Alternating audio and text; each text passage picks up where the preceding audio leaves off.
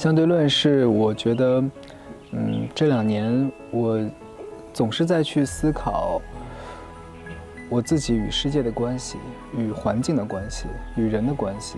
我会觉得这个世界上很多东西它都是相对存在的，然后你看待每一个事物的时候都可以用相对视角去看，这样的话你会轻松很多。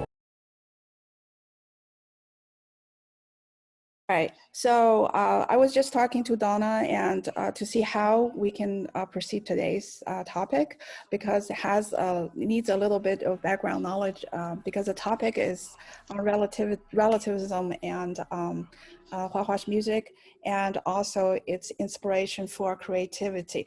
All three topics are inherently connected, and relativism is a idea in Taoist philosophy and also in some other branches of philosophy as well. It's not only unique to Taoism, but I think Hua Hua come up with his music from that perspective, and he kept on talking about that concept. And I think probably, as a fan, and it would be a good idea to understand that concept properly in order to see what really motivated him in developing his music, especially for album 4. Also previous albums, but more obviously album 4, in songs like bullfighting. Usually the foundation of any philosophical system is a system of the cosmos, how the cosmos was first formed. And on top of that is the epistemology. That's the part about how we recognize the world around us. And relativism is at the core of Taoist epistemology.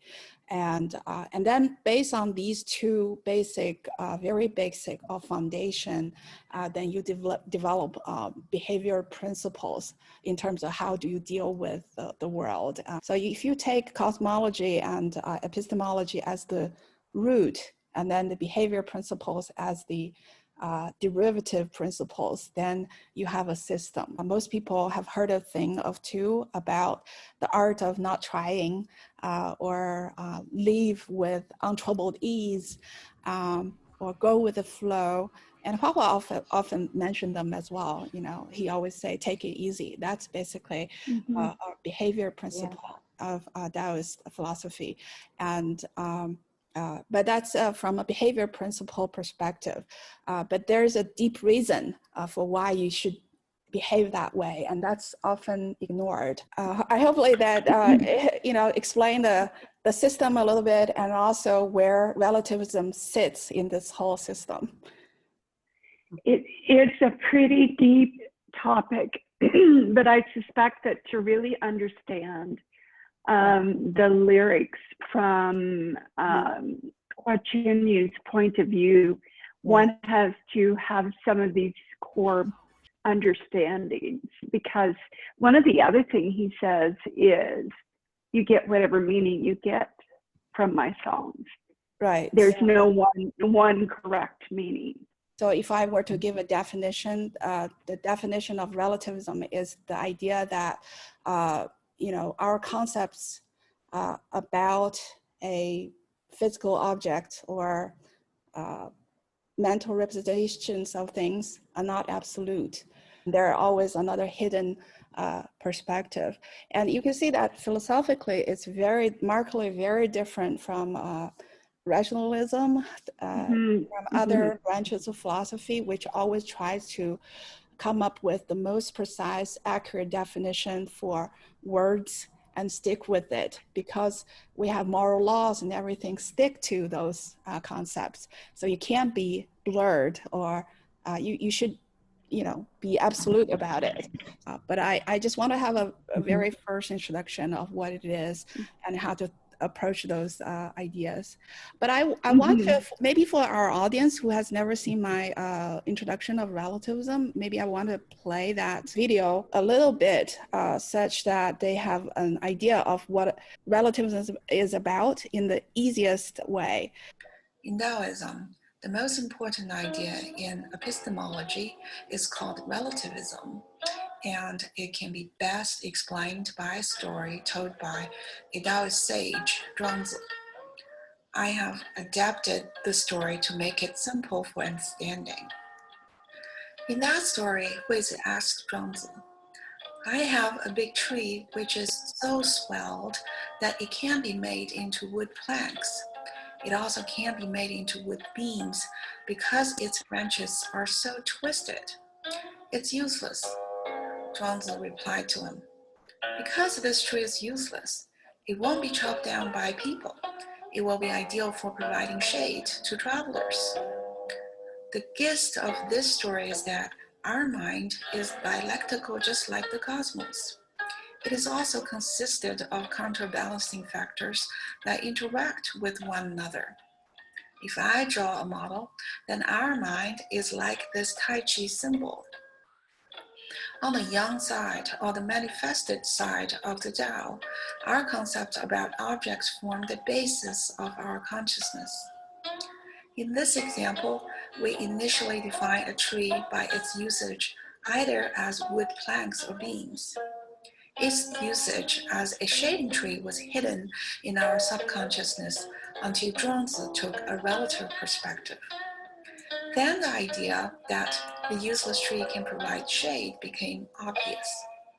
We can see that our concepts are usually associated with our desires, and those concepts that do not satisfy our desires tend to get suppressed.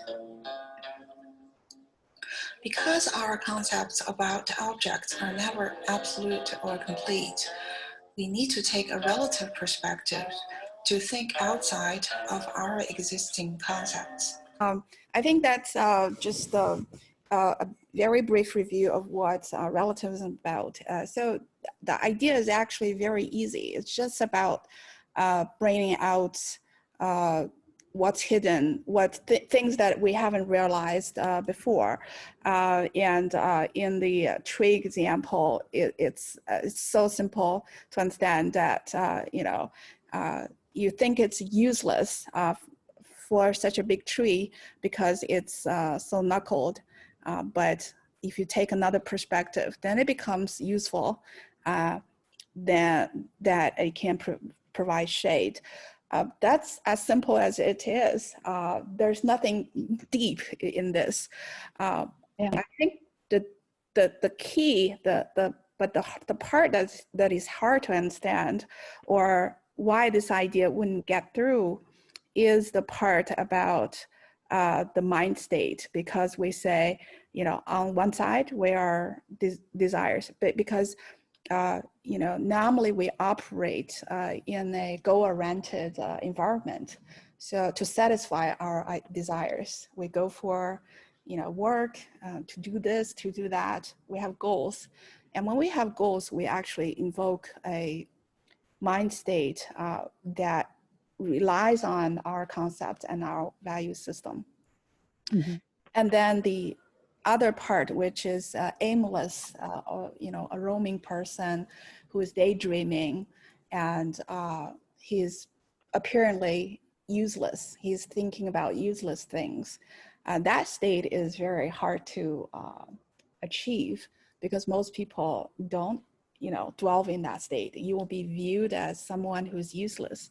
So Zhuangzi has a famous saying, I'm a useless man, basically. I'm a useless man, and he's trying to find the usefulness of useless things. So that's the kind of mental state that is hard to, a little hard, mind twisting part of it.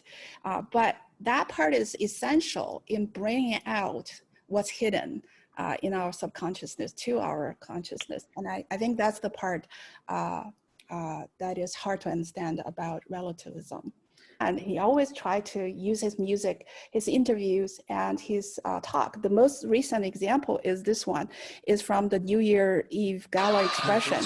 And let me just play this short clip.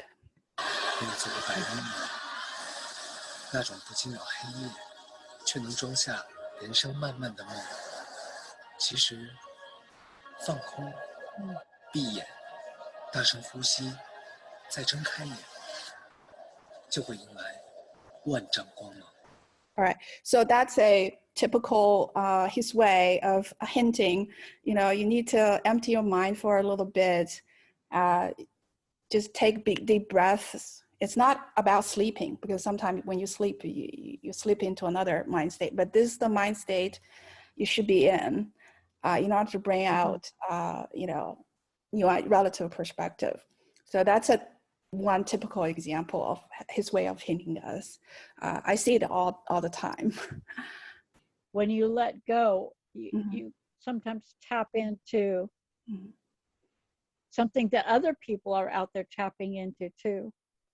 I mean, I feel like I write and I love to write. And as I'm writing, sometimes I'm even surprised at where it's going, because I have no idea. It's not like I've set up, okay, this character is going to do this and this. I start writing and it just comes. And if you ask me where it comes from, I don't know.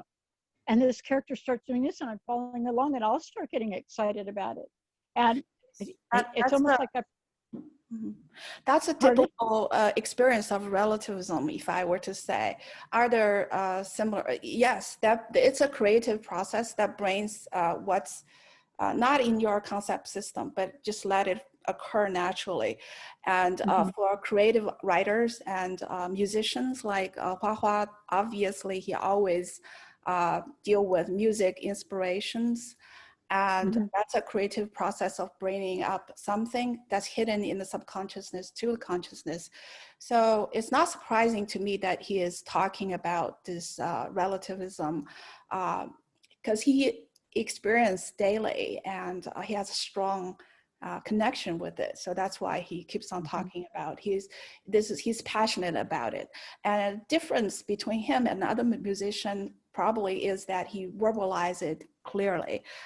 Most other musicians probably had this experience, but not necessarily put it into the words of a theory, but he did. So that's what's different of him from other musicians. And another thing is that he is very understand this process very well. So he actually seeks to maintain his mind in that mode. He always gives himself breaks in seclusions every year, just to be able to have a space for himself to delve into that thinking mode and to come up with music. So I see that's special about him. And definitely if you have creative writing experience, that's a moment of relativism. And I think everybody probably have it more or less, just that probably don't notice it. Another typical moments like this would be when you say have a difficult problem that you can't quite solve, and then you just forget about it, and then you take a walk or doing house chores, and then suddenly an idea occurs to you and say, that's what I need to do. Basically, if you take a break from your daily routine, a very busy lifestyle, then it's giving yourself an opportunity to explore your subconsciousness, to come up with new ideas about a solution, sometimes a realization of your own situation about yourself or surroundings. So those are moments of relativism, I would say. Michelle, I'm wondering if you would explain to us, those of us who have these Western perspectives when it comes to music and lyrics and writing and philosophical understandings, what we need to know about Hua Chenyu and his belief system, or because we know him as the entertainer, and we know him as the composer, but a lot of us don't understand really more the sound. And I know this is what you've been leading up to from the beginning of the podcast, and that is, here's the foundational understandings of these philosophical contributions and relativism and epistemology, that sort of thing. But what do we as Westerners or non-Easterners, is there something that would help us to understand? Because I think the first few times I listened to interviews, I was confused because he kept saying, take it easy, and things like, you can take from my songs whatever you want. You can like them, you can not like them, it doesn't matter. And so my first inclination was, I was confused, Right. because I wasn't sure, what does he mean by that? Does he not care what people think? Right. But from what you're telling us, it really is much different from that. Okay. He, I think he take it easy, like explained, is a lot of behavior principle based on the epistemology aspect or relativism, because I just explained that the mindset that's conducive to relativism, that's when you are relaxed, and that's when you are not occupied with specific goals. So that's why he say take it easy, because then it means relax yourself. And you brought up a very good question. Does it mean that he really don't care? So that's the part that's also a little hard to understand. The question about Taoism has always been, is it goalless or is it nihilism? Basically, you don't care anything. And it's best entailed in that saying, you do nothing to achieve everything. It just sounds so maddening in the sense, it doesn't make sense, right? Are you not trying, or are you trying? Are you trying to achieve anything, or are you not trying to achieve anything? Actually, I view Taoism to be very hugely aspiring.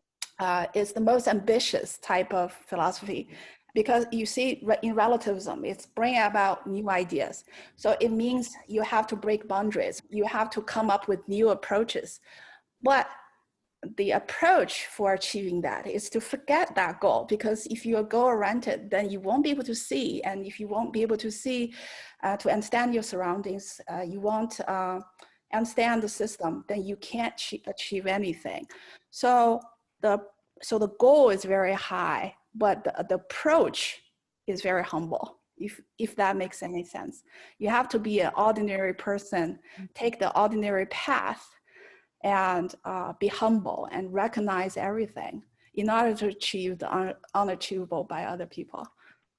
Yes, and so then one thing I would ask is this unusual for contemporary Chinese composers to take these deeper philosophical meanings to their compositions? I mean, is this the reason he doesn't so much sing about love and relationships, but it's more about greater understanding, universal love,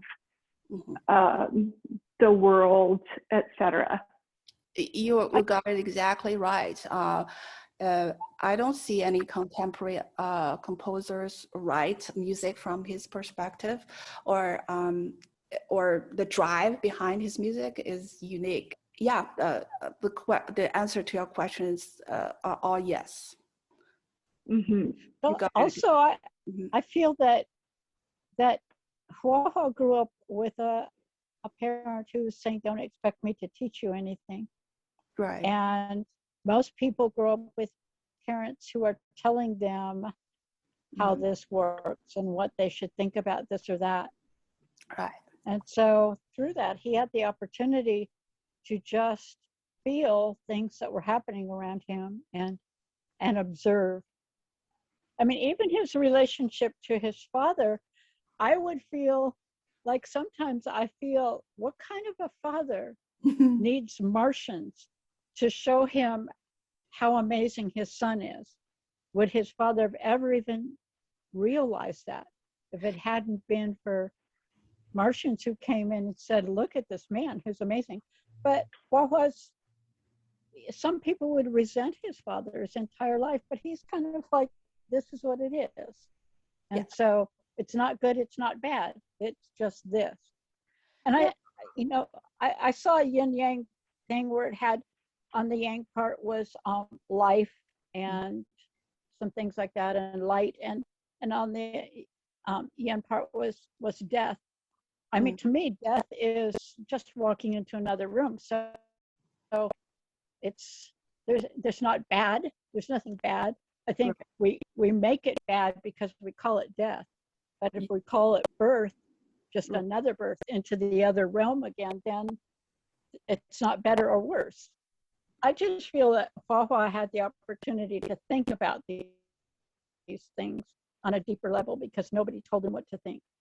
Exactly, because that he was not confined by, ideas by the parents. He was free to explore all these different new ways of looking at things, and give him an opportunity to really grasp this kind of perspective and make it really his drive for his art, in my opinion. And I think this perspective is so important, so important. I can't stress how important it is, because the conflicts between people, when people argue, it's basically because people have different perspectives. And when you have another perspective, then you see other people's point, then you won't be so angry about why they argue. If you have a relative perspective, you tends not to have a lot of conflict with yourself and other people around you. Reconcile with yourself. You have to believe this is not the last day. You have to reconcile with oneself. So that's what I can try to best explain. And come back to Donna's point, interpretations are more important, because our interpretation is always what's within our concept system. And because everybody has a different concept system, so their interpretations will be different. So everybody's interpretation will be a perspective of his own song, but not necessarily, what it is. So when you are able, when he says everybody can have their own interpretation, it's effectively to say that everybody's perspective are valid. And and so when you see different perspectives, you have an opportunity to extend your own perspective, as opposed to say that only this perspective is correct and all the other perspective is wrong. Then that's absolutism. If I make a connection here, from the philosophical point of view to his words in interviews, that why people can always interpret his songs in different ways. Does that make a connection? It does. It makes sense. Okay. And I wonder, because I remember one interview where he says, I think I would raise a child exactly the way I was raised. Do you remember that? Yes, I do. Yeah. Yes, I do. Mm. And so does this fit into that? Yes. I think he meant that he had a freedom to explore on his own, and not to be taught with, all these confinements, and therefore he wants his own child to have this opportunity to explore on his own. But I must say that in the let us not take these words to the extreme, because it doesn't mean that kids should be taught, or there's definitely no way to have a general direction for interpretation of his songs. He actually modified his words throughout the year. His thinking is also developing, and we don't necessarily have to take what he said in his early years, and contrast it with what he says now. You could find a difference, actually, because his thinking is definitely evolving. He's also I think struggles a lot, as we have seen. He's stumbling in his own personal life or professional life because of this or that. It just means that he is also struggling and stumbles, just like each one of us. But then at those moments, you need to remember, the basic principles of relativism. Then you come up with different perspective and overcome these discrepancies of your cognition and what the reality is, and reconcile, and then come back stronger. So that's something I've found in Hua Hua, that his thinking is also developing. So I would, I wouldn't suggest any parent to say, just leave the kids and don't raise them, don't instill anything. Oh yeah. I would, No, but I have my own kids. I teach them everything I could, but I also leave room for them to develop their own ideas. It's a mixed, it's always a mixture. Because in the history, actually, in the development of Taoism, there has been a discussion of the extremism, like the extreme relativism versus the extreme absolutism. When you take extremity, they say that you are actually not taking the relative perspective at all, because absolutism also has its point, and you can't be one-sided in this contrast. And both sides has its place in our thinking. And then that's the gist of relativism. He said, yeah, teachers told me to see is salty, and I read in books that see is salty, but I don't know it's salty until I taste it. And I kind of feel the father, he'll be the father that will take his child to the ocean to show them Yes, that it's salty. Because if you don't have the experience and you already been told, say the water is bitter, and then you have that misconception, and then that it won't be correct. You have to experience for yourself, because the facts are changing. A lot of time we were taught with one set of ideas, but the reality has changed. And then how do you adapt to it? Unless you have this relative perspective, you won't be able to adapt to a new environment. And that is why it's so important. Michelle, do you have... He won't tell his kids this or that, and he won't just leave them to discover anything. I think he'll bring them to experience things and let them decide. Yes, definitely. Definitely. Yes. Michelle, do you have a song that you like to use as an example of some of the things we've been talking about, more specifically? Any particular song of his composition? Oh, definitely. Yeah, definitely. I think the most prime example for relativism is bullfighting. I have this screen right here, and I can click it through the different segment of it. It is full of symbolism of relativism, because first of all, he sings from the bullfighter's perspective, that it's about human glory and human chivalry, great qualities of a human fighter. And then he talks about it from the perspective of the bulls, that it is really about killing, suffering, and it's totally dark. So in there, you can see the contrast of humans' perspective versus the animal's perspective.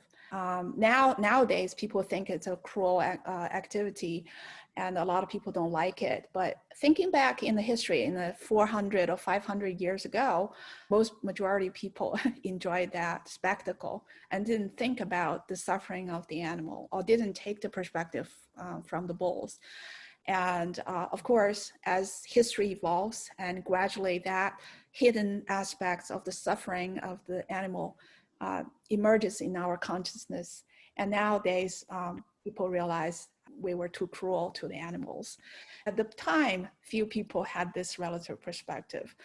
And human history actually evolves through this kind of changing of ideas. 400 years ago, bullfighting is not an immoral thing, but nowadays people probably think it's immoral. Even moral standards change throughout history. So that's a prime example of relativism, that you don't just read it from the human's perspective, but from the environmental perspective, from the animal's perspective, because our moral laws is actually set for the goodness of humankind. And basically it's human-centered, what's good for us, but if you sometimes you take those moral laws and view it from the animal's perspective, it's probably not good. And if you view it from the environmental perspective, it's not good either. So what is moral absolutism relativism, what's the point? Do you need to modify your moral laws? Definitely some component definitely needs to be updated constantly. That's my take. So you see, bullfighting is such an important piece that embodies his understanding of relativism. When I first heard that song, I was like, mind-blowing. It's mind-blowing to me in the sense that he has such a deep understanding, and he's so passionate about this, about bringing out this consciousness about relativism to his listeners, to his followers, to the world. And it just inspired me so much to follow him, follow his career, to see his up and downs, his stumbles. It's all in a sense how relativism works in the real life. Oh yeah, he's so incredibly unique. Mm-hmm. And yeah, it's amazing listening to him. And even in that interview where he was talking about beef and cabbage, and the interviewer said, "I'm learning from you," and we all are. Here's a 31-year-old who's so profound. Yes. Oh, definitely. Yeah. That's Barbara, all the stories you're picking out, like the cabbage and the steak story, and you have to experience the water in order to understand whether it's salty or not. All those stories is what first brought me to understanding of him, of how deeply he understands about the philosophy. I overlooked him for a long time because I think he's just another singer, and never really learned about him until in 2018. And then I went through his interviews, and it surprised me so much. And, listening to you talking about bullfighting and thinking, he's not saying this is right or wrong, mm-hmm. Kind of, to me, relates to when he's saying about, there are people who don't like me, but I understand them. And mm-hmm. he understands that they're not seeing what he sees. Yeah, definitely. Because when you take a relative, say, person, two people with different perspectives, and then the third, they will not understand each other. But if you have a third person who understands both perspectives, then he will understand why these two people will fight each other and why they don't understand each other. So mm-hmm. I think from that perspective, you will see why he said, I understand why you don't understand me, Yeah. Mm-hmm. Yeah. Mm-hmm. And it's not good or bad that you don't like me. Right. You don't like me because you have a perspective that's probably trapped by what you learned from the society or your parents, but that's not necessarily the truth. And why should I get angry over somebody who don't understand me? So that mentality really helps you a lot to digest a lot of the, misunderstandings by people. Yeah. Mm-hmm.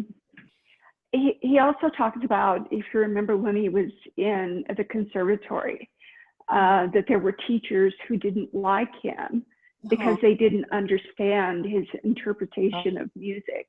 Mm-hmm. And so, but he was okay with that. He's like, yes, there were teachers.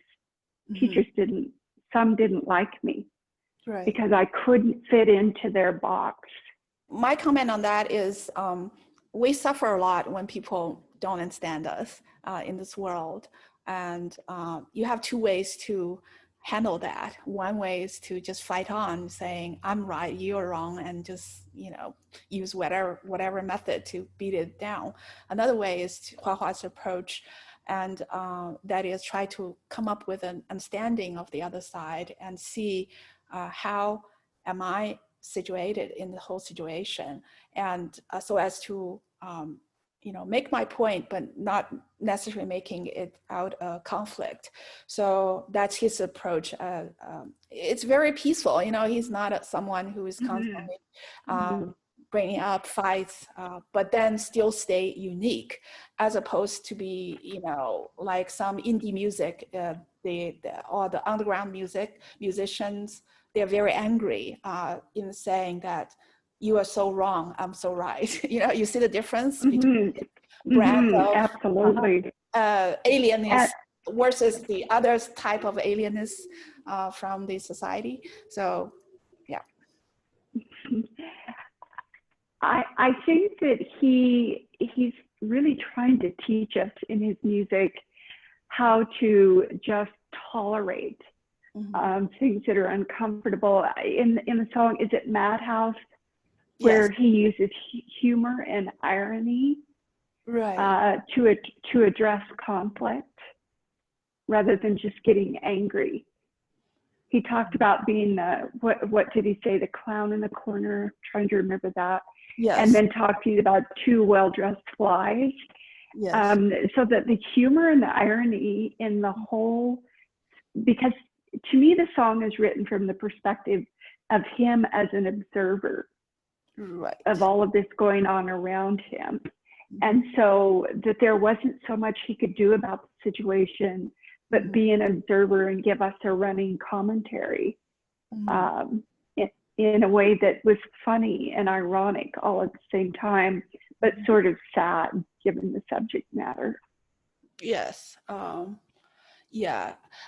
In that song, I see more of his, suffering from the environment also, that a part of him hasn't been totally enlightened. So he's still suffering from that. And the phenomenon that really bothers him, that people are so judgmental. The two flies are arguing to prove their existence. People always argue. It's like a madhouse for nothing. That also ties into relativism in a sense, because unenlightened people tends to be argumentative, and they make the world like a madhouse. That's the grand metaphor I saw. It's ironic, it's humorous, but also helpless in the sense that he can't get the point across, that people really don't understand, relativism or what he's trying to convey to the listeners. There's an element of that frustration, because he did mention that, fans asked him what "mama" means in that song in the interview. Oh yeah, and he said that's basically, when you are on the brink of a breakdown, that's what you think of saying. That was his response. And so that kind of frustration does show in Madhouse, I think. It's a world that people ignore each other, and people don't take in the perspective from other people. And that's the phenomenon that you create in the Madhouse. I don't want to say more about his personal life, but I get a sense he's probably was bothered by something at that period of time. Oh, heavy stuff. I just wanted to talk a little bit about the universal consciousness again. I'm not sure how that relates to relativism. But I was thinking about, when I was talking about the how when I write, it just comes. And I kind of feel like Hua Hua does that with his music. And it's interesting. I feel music when I hear music, but I also like writing in the words, and he tends to go toward the music, which is really all about feeling. And so that's really pure to me, that whatever's coming through him is coming in this feeling that comes out in the music. But then he creates this music and he puts it out, and we then tap into that music. So in a way, we're tapping into whatever he was tapping into when that music first came to him. And however, if words are put to it, and so we're trying to relate it in that way to something that's happened in our lives or not, or if we're just going with the feeling and letting go. And when I create, that's what I do. Is it's when I paint, it's giant deer, and that's in an example of the way that he affects my creation. Because to me, giant deer, not listening to the lyrics, just listening to the music is so freeing.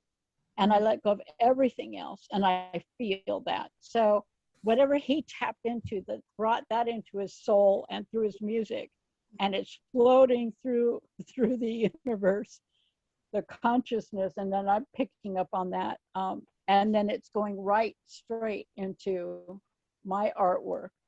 When I had first mentioned about how he affects my creativity anyway,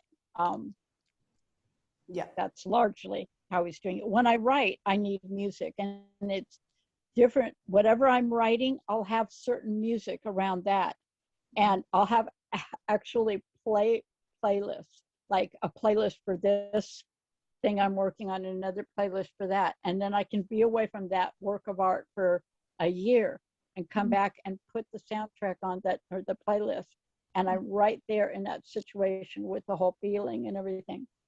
My comment on that is, if we explore different art forms, you can find that, different art forms deals with our subconsciousness in different ways, and unexpressed thinkings are feelings. Basically, if you can express it, then it's in our consciousness. But there are things that the concepts cannot express them.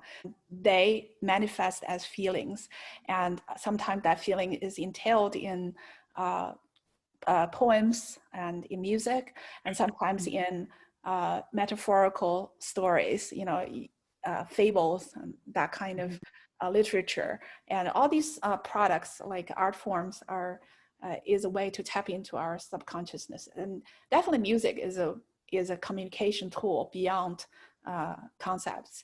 And that's why it's so universal, because we all speak different languages, but we have the same subconsciousness. And that's why it's so much more effective than conscious talking. Like the way I'm doing the talking is a lot less effective than the music that Hua Hua is producing.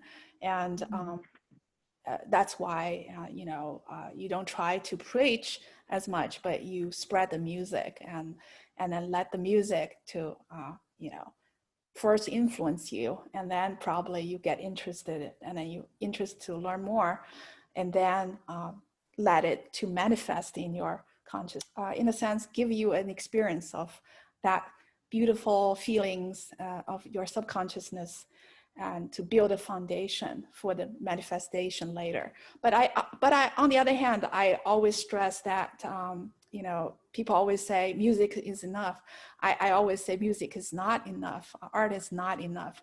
Art needs to be manifested as words, and then art can keep on looking for new material, and then you keep on manifest the ideas in contained in the artwork, and then art seek new material, new substance, and so that you have a cycle of manifestation of from the subconsciousness to the consciousness, and it's a whole process. And I think that also talks a lot about Hua Hua's music. You notice that a lot of his songs compose of two parts.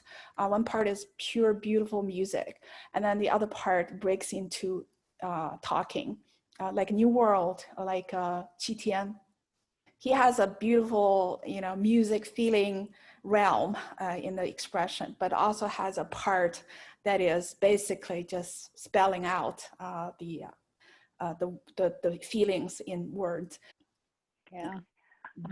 The one thing I'm really amazed at that he can do, like with his song Cancer, other lyric-less songs that he sings, is that he can convey an entire emotional experience without ever pronouncing a word. Yeah. It's just through tone and voice texture and emotional music writing. Right. I really have never heard another singer do that. He put songs into different categories. Some songs he said he doesn't need any lyrics, and the song itself is enough to express what he wants to express. And then there are songs that he put lyrics in. He felt that lyric is an integral part of it. In most cases, people would say that you want to write lyrics that goes along with the music. And I feel that he's, one thing I found about him is that's unique, is about this tension between music and lyrics. That's something he played in album 4, especially Madhouse. That's the most obvious example, that if you don't read the lyrics, you feel it's a very happy and relaxing song that you can dance to. But if you read the lyrics, it's actually pretty sad. And so you have this, lyrics and the song pulling into different directions. And that's an interesting play that I have not seen before, and I feel that's a unique part. 2019 during a concert, when he introduced about I really want to love this world, he said a lot of time a person looks happy but inside he's sad. So he's done on purpose. So that's also kind of interesting. Yeah, that outside is reggae and fun, but inside it's stark and painful. Yeah. I really appreciated the conversation, Michelle, and it was great to get your to hear you talk about sort of the foundational approach that Hua Hua uses when writing his music, and to get these foundational understandings to help us sort of sort through and make more sense out of the lyrics, for me has been extremely helpful. I feel a very passionate drive in Hua Hua in his music and in expressing relativism. I feel that this is something he's passionate about.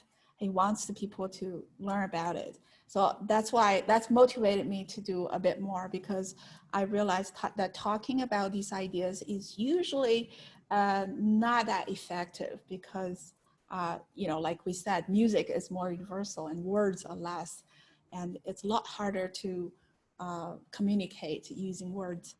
But he motivates me a lot in making this effort.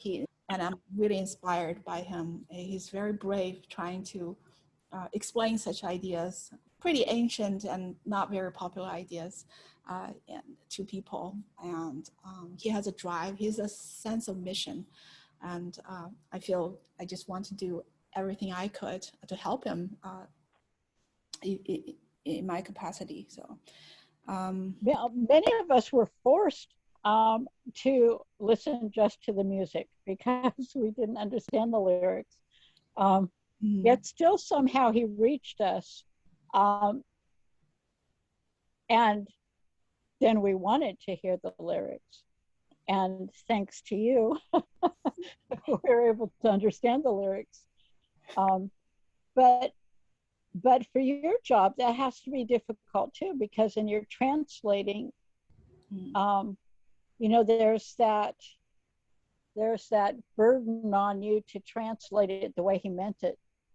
When sometimes we hear, oh, he went back to his lyricist over and over to get it, this part just right or something. So, that's kind of a heavy burden for you, and I appreciate that you took that on, so that we can enjoy it fully, all aspects of it. Right. Yeah, I mean, we just try our best, because language is limited, and especially after translation, it's easy to lose a lot of the ideas that was originally intended. And especially given that he doesn't want to give interpretations. And so a lot of time it's up to you, basically based on your own perspective and what you were, you try your best to approximate where it comes from. And that's why, there between a lot of different translations, it conveys totally different ideas about the song. It can be possible, but what do? You just try your best. Yeah. But always bear in mind that is, you know, in this case, it's our interpretation, and there could be other interpretations as well. So we are humble about that. And well, we appreciate you very much. thank you so much for, you know, talking. And I'm very amazed by, you know, the things that Barbara is remembering about his interviews. It just brought me fond memories of when I first sort of going through all his videos, and those points that you pick out, it's just so spot on. It's something that I was noticing as well. So it's very interesting. Well, thank you. And I, you know, towards the end, I just have one paragraph that I want to read. I have a you know, a fan. She made a lot of videos about Hua Hua and comparing him with the artists that he is familiar with. And he wrote this paragraph, and I want to share it with our audience. She said, my inspiration to make the videos comes from all aspects of Hua, his liveliness, his 1,000 faces and poses, his ability to express the whole scale of emotions and create different persona. The idea first came when I thought of him as a living piece of art. So I started to look for paintings that matched him, at first in color, shape, stance, just for fun. Then I searched for songs and started to look for paintings and photos from Hua to illustrate. One thing led to another, and soon I had a lot of ideas for songs and different styles of paintings and photos. Often it goes in another direction than planned, which makes it also for myself a surprise. Sometimes I just aim for a fun, happy song, sometimes for a bit more heavy theme. I use a lot of symbolism and layers to express what I feel in the song. Some paintings are the perfect match. For example, the rocking horse in Impressionist video. Sometimes a painting only matches on a second look. For example, the Narcissus painting in the Caravaggio video. Hua is embracing himself. Narcissus is falling in love with his own reflection in the water. So self-love is the match. Or the Chagall video, the painter not showing his work. Hua shows his back to us. Sometimes it only has a color or an atmospheric match. In other moments, I use details in the painting to illustrate the bigger picture of Hua. For example, the apple in the apple video, or the other way around, a detailed Hua in an overview painting.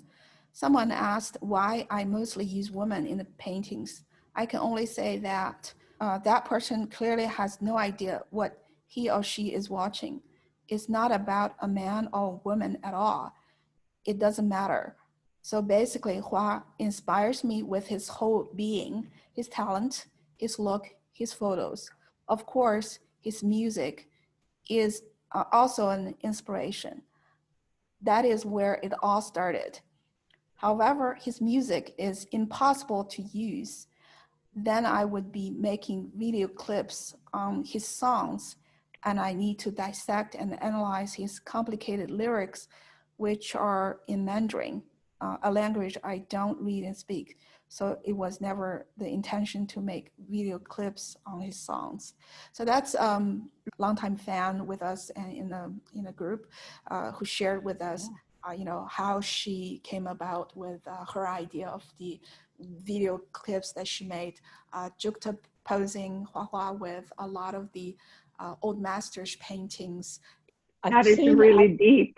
I've seen those, but this is wonderful what you wrote.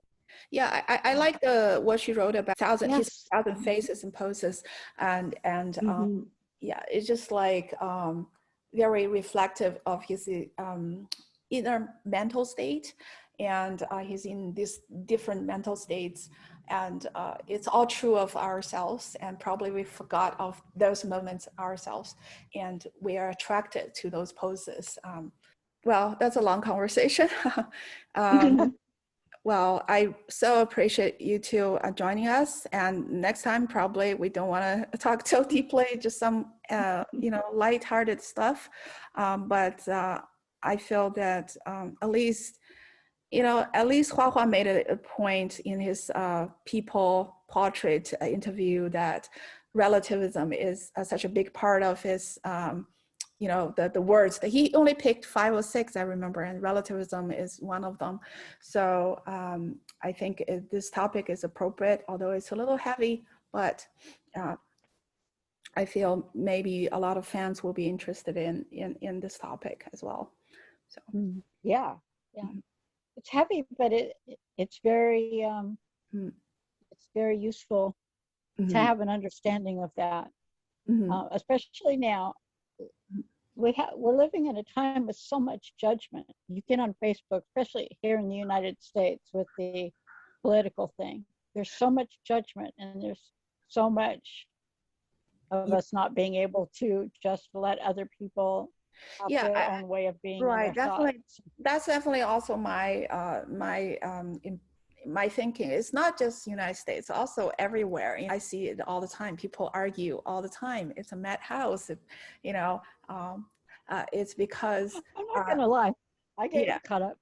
Yeah, it's basically it's very easy to say we should diversify our view, but it's very hard to practice it. And the reason it's hard is because people don't realize that you actually need to take these steps. Actually, it's a like I said, mind-body practice in order to empty your mind, be aimless for a while, in order, all those things. That's the hard part, actually. It's hard, easy to say, but hard to practice. And so that's why I feel very, very moved by Hua Hua, in the sense that, make it a topic of conversation among the listeners. So, and it's I live by myself, and I live in the mountains, and so I can stay secluded for a long time. So at times it's very easy for me to live totally non-judgmental and let everything go. And then, I have to work, or I have to, be in certain situations, go into town where people are and stuff is happening. And that's when that's the challenge then, when real life is happening around you and you have to interact. And yes. When you interact with people, then you tend to, especially when you have conflicts, then it's hard to practice, actually. Well, even Hua Hua himself, he gets into troubles like we all do, and that's moments when you actually need to practice it and not just to talk about it. So it's something we need to, all of us. Yeah. I have to just throw in here, though, how beautiful I found it when he was being woken up unexpectedly and still just had that gentleness about him. Like somebody touching my face when I'm not even expecting anybody to be in the room. I'd be flailing my hands like, what is going on? And it's just so very gentle and easy with what was happening. His temperament is just very gentle, and but I think he has moments of frustration as well, just that he bottles up. But for me, probably I'll just get explosive for a while. And then again, I'm not that gentle. But when he lost the garlic bag. When he lost the yellow bag with the garlic and souvenirs and stuff in it with the sisters on his trip. I think that was the most I've seen him react in a way where he was feeling upset, and but a lot of people are acting upset in a lot worse ways. I'm a lot worse. I can throw things, just get over it, and then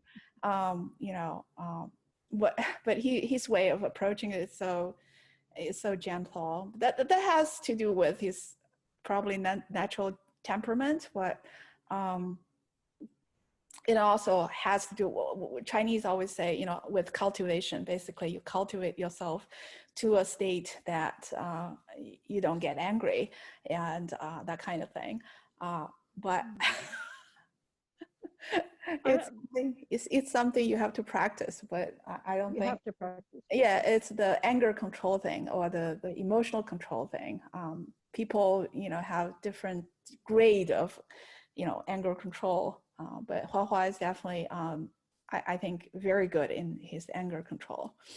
But probably some people control it by holding it in, but I don't get the feeling with him. And I think it's because largely of what we've been talking about. I think because he's able to just say, let it go. You know, some people are saying, okay, I'm not going to react. I'm just going to hold it in, suck it up. But I really think he's just like, it's not that important to get upset about. So let it go. Do you remember that reality show he was in where he was set up to think that a dog had been stolen? Yes. Oh yeah. And how he encouraged everyone. He was taking care of everyone's emotions. Just calm down. Let's think about this logically. How should we do this?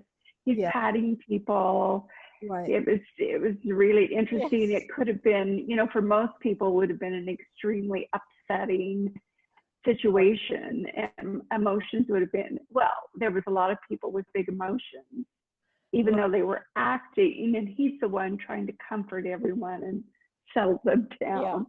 Yeah, exactly. And you know, some people might have been, look, you know, it's not my fault. You're the one who left the dog. You're the one who didn't have the right numbers on the collar. So, you know, don't look at me. But he just, no, it's my fault. It's my fault.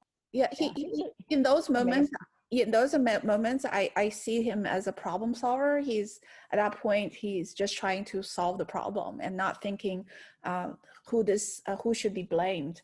And that kind of mentality definitely is very good for crisis management. You know, when you're in a crisis mode, you tend to get scared, and you know, you react emotionally, and that would only make the things worse. But he is reacting in a very calm way, and it has to do with all these.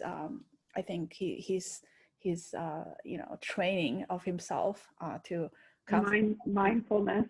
But he also, I think in a sense, he's, you know, also has moments of frustration, and that's reflected in his songs and in his emotions. He has a lot of emotion, actually.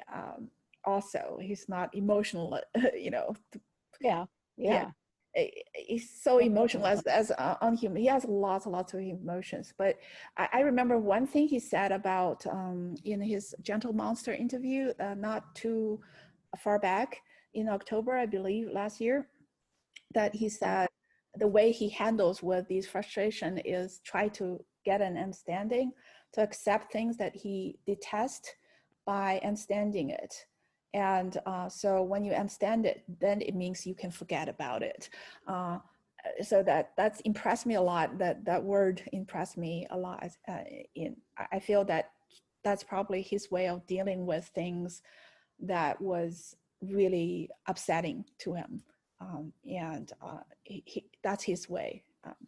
So and be easy, take it easy. And I think that brings back to relativism, because how could you understand things that you detest, things that shouldn't be happening, but it happened? How do you deal with that kind of thing, except from relativism? That what's the logic behind that person's action, and then understand it, and then forget it, and then let it go. So otherwise your mind will keep on working on it. It's uncontrollable. No matter how much you tell yourself let it go, it won't let go, because if you don't understand it, your mind will keep on working on it. So I think that's an important lesson he learned, probably through his up and downs, and he shared with us. You know, Sadhguru, I was listening to him, and he said, he was saying the difference between humans and other species, so that humans have memories and we have imagination. And when we're feeling bad about things that happen to us, you know, so-and-so did this or they said that or this happened, it's not life. It's just a memory that's causing that pain.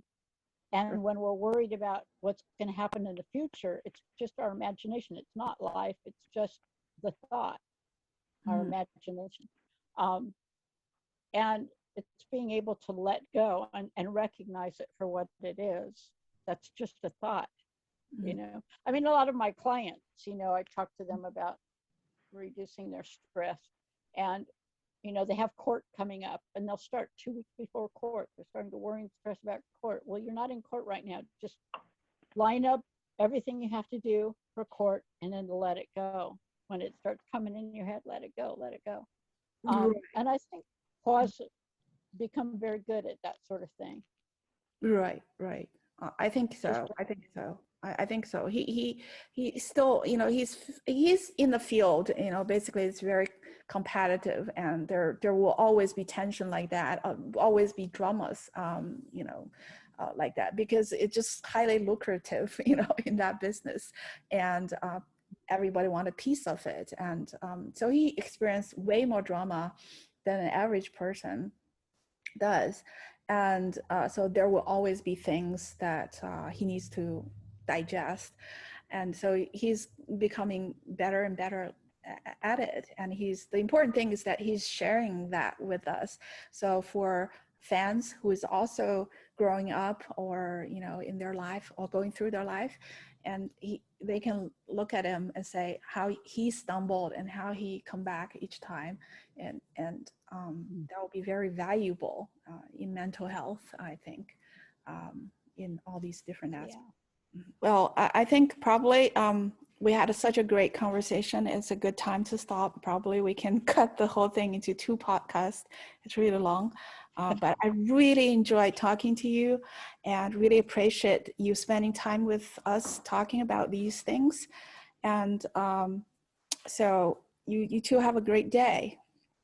Thank you, Thank Michelle. you, Michelle. I quite enjoyed it. And anytime talking about Hua Hua is a good time. Right. I could just talk about him 24/7. Yeah, next time we can have some like an aimless, useless talking session.